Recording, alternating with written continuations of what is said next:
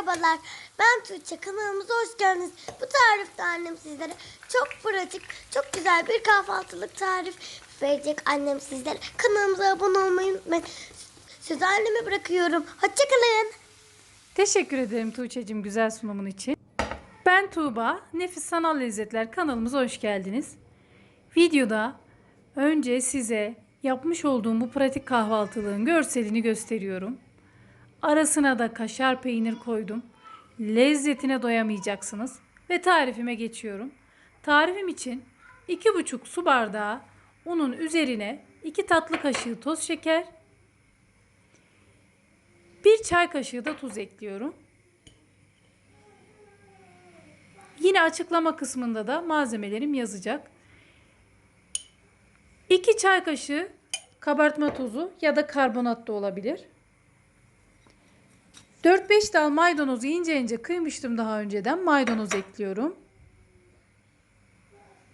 2 tane yumurta ekliyorum. Bu malzemeleri karıştırıyorum biraz. Açıklama kısmında da yine malzemelerimin gram ölçüsünü dahi yazacağım. 1 çay bardağı süt kullandım. Yine altyazı da ekliyorum videolarıma. Altyazıdan da yine gram ölçülerine ulaşabilirsiniz. 1 çay bardağı sütün hepsini kullandım. Ve kaşığımı çıkarıp elimle yoğurmaya başladım. Yumuşak, çok hafif böyle ele yapışan bir dokusu olan hamurunuz olacak. Hamurum hazır. Bir 5 dakika dinlenmesi için üzerini kapatıyorum ve kenara alıyorum. Hamurum dinlendi. Şimdi şekil verme aşamasına geçiyorum. Hamurumu ortadan ikiye böleceğim. Ben bundan tam bir tava çıkardım. İsterseniz 2 tava da çıkarabilirsiniz. Eğer 2 tava çıkarmak istiyorsanız hamurunuzu 4'e bölün.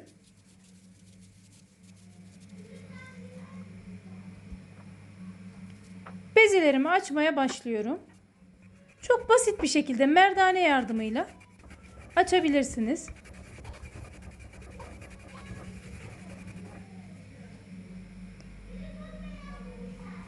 Yarım santimden biraz daha ince bir kalınlıkta açtım. Diğer bezemi de açtım. Ve daha önceden kesmiş olduğum kaşar peynirleri arasına yerleştiriyorum. 8 parçaya böleceğim için 8 adet kaşar hazırlamıştım. Hamurun kenarlarını elimle iyice bastırdım. Ve kaşar peynirlerimin hizasına göre kesiyorum.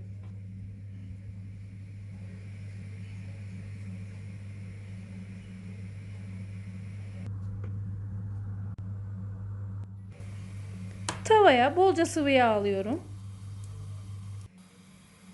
Sıvı yağ kızdıktan sonra hazırlamış olduğum hamurlarımı sıvı yağın içerisine kızarması için bırakıyorum. Ve kızartırken ocağınızın altını kısın. Kısık ateşte olması çok daha iyi. Kahvaltı için çok pratik. Mayalanmasını falan beklemeden kabartma tozuyla yapılabilecek bir tarif. İnanın çayınız demlenmeden bile hazır olacak. Arkalı önlü güzelce kızartarak pişirdim.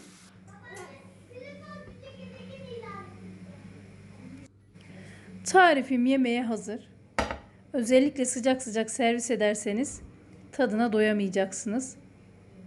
Mutlaka deneyin ve bana yorumlarınızı atın.